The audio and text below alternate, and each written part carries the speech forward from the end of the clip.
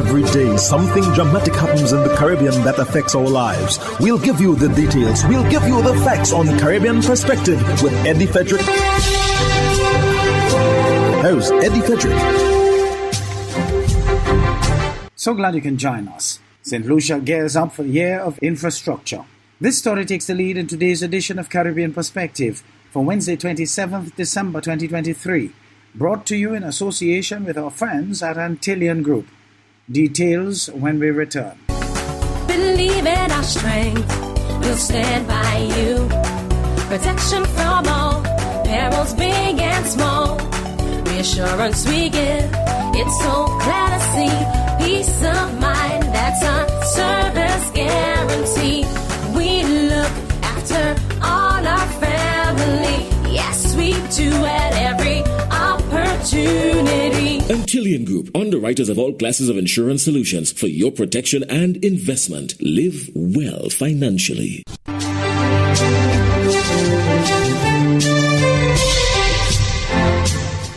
Welcome back.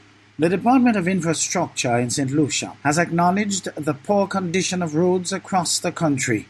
Solange Alfred of HTS News Force reports. The Department of Infrastructure says it recognizes the challenges posed by the deteriorating road conditions on island and is working to address urgent maintenance and repairs. Spokesperson Miguel Fevrier, in a prepared statement, said that while inclement weather has hindered efforts, the ministry remains unswerving in its bid to rehabilitate the nation's roads. The DIPT has been actively addressing these issues, notwithstanding the persistent abnormal weather conditions, and is fully committed to restoring and rehabilitating the road network to ensure the safety and convenience of citizens.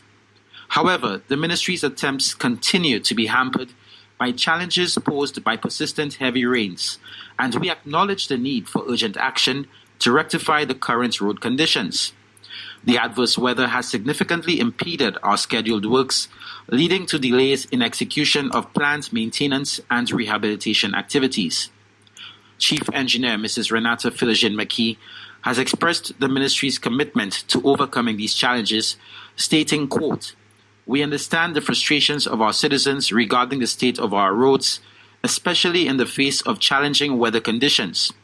Rest assured, we are working tirelessly to address these issues and implement effective and sustainable solutions," end quote. Prime Minister Philip J. Pierre has designated 2024 as the Year for Infrastructure, underscoring the government's dedication to revitalizing roads.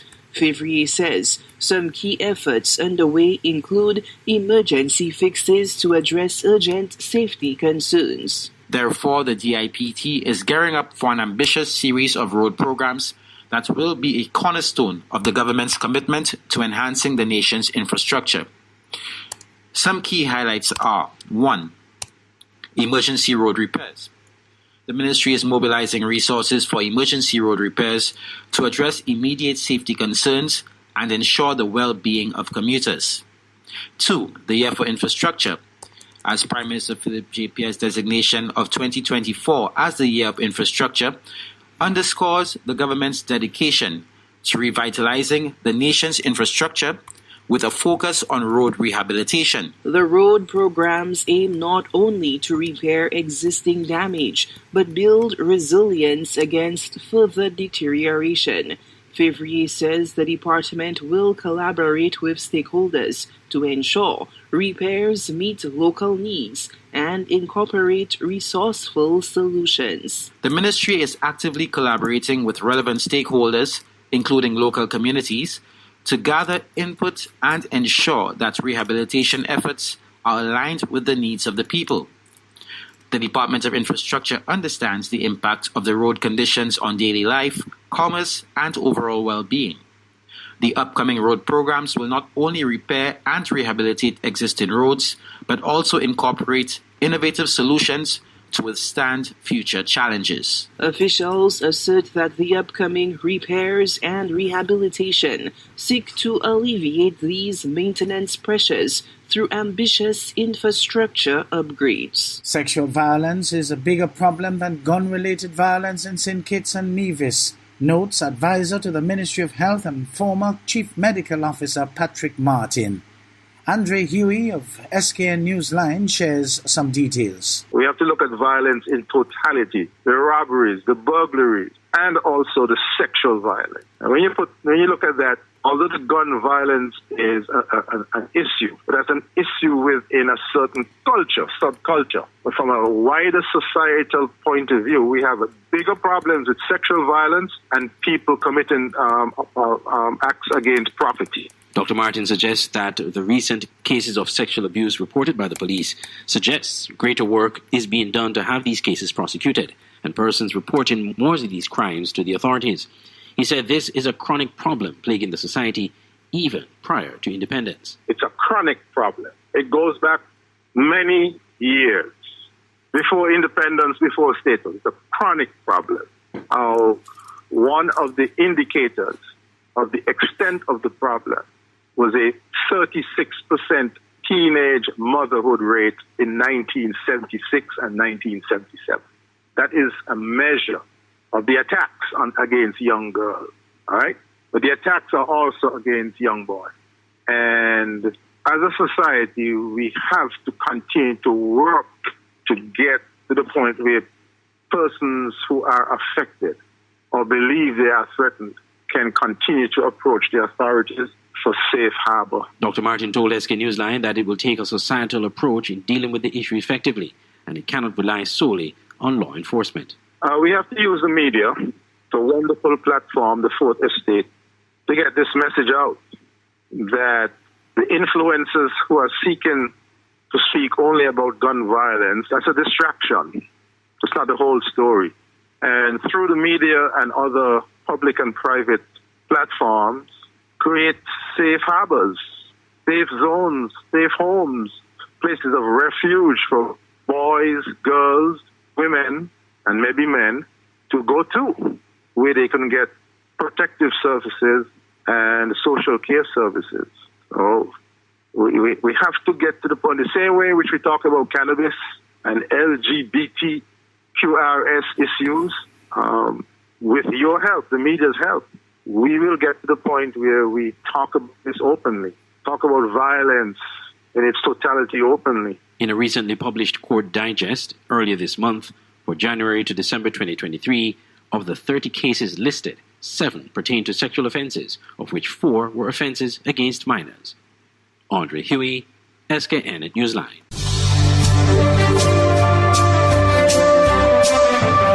You're listening to Caribbean Perspective with Eddie Frederick, in association with our friends at Antillean Group, underwriters of all classes of insurance solutions for your protection and investment. Live well financially.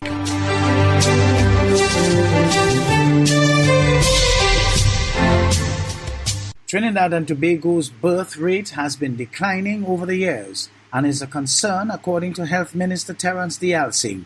Details in this TTT News item. He said this is a global concern with declining birth rates seen among industrialized countries. He noted that there was a correlation where the wealthier a country becomes, the birth rates start to decline. So we are now down to less than about 13,000 live births per year. You may recall 20, 30 years ago it used to be 33,000. You remember we used to have to find 30,000 places for children to go into secondary school. That is no longer the case. We are now down to about 13,000. So that depopulation is a concern for all advanced countries around the world. The minister noted, though, that Trinidad and Tobago is not far behind to keep up with the fertility replacement rate. The average woman in her fertility years should have 2.1 babies over her life simply to keep population steady.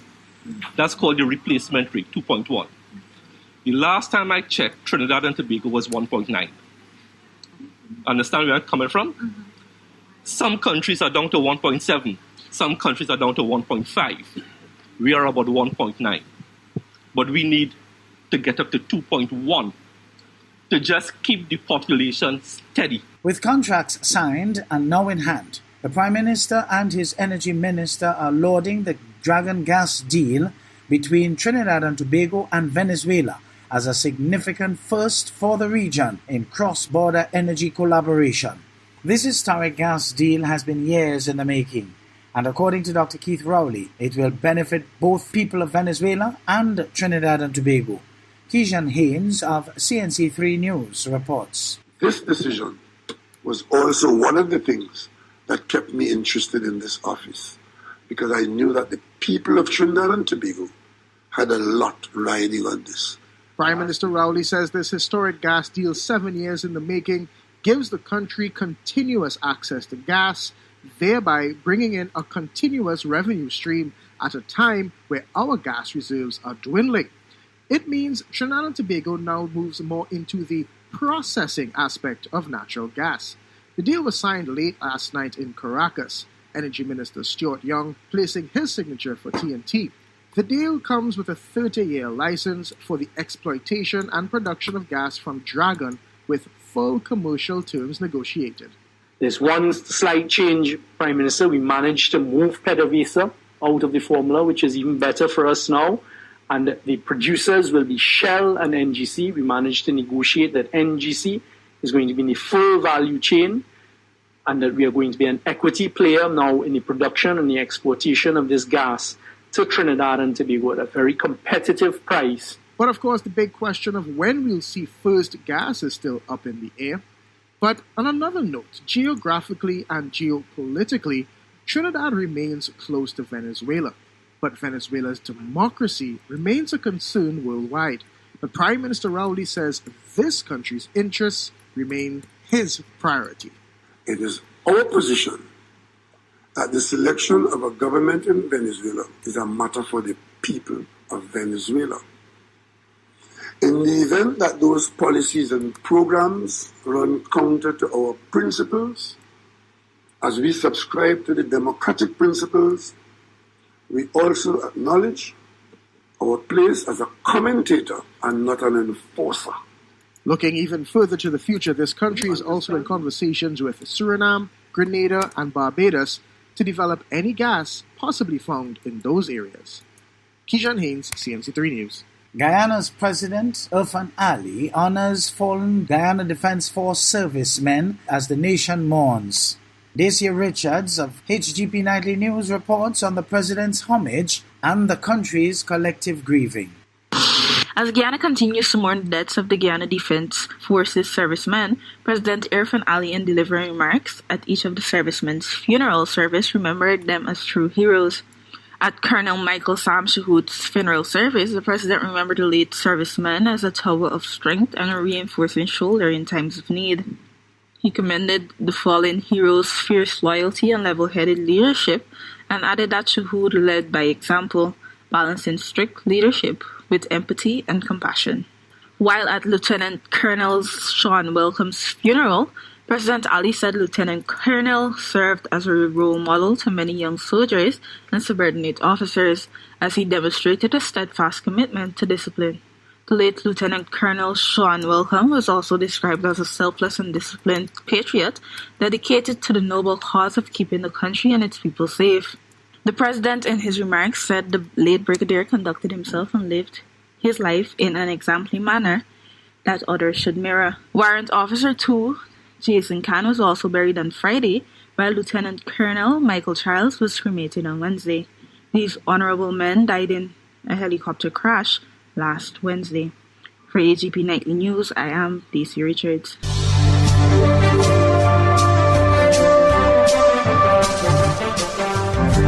I am Eddie Frederick. This has been Caribbean Perspective, a whole new approach to highlighting developments in the Caribbean. In the meantime, please follow us on Facebook and subscribe to our YouTube channel for daily regional news and more, in association with our friends at Antillian Group. Believe in our strength, we'll stand by you. Protection from all perils, big and small. Reassurance we give, it's so clear to see. Peace of mind, that's our service guarantee. We look after all our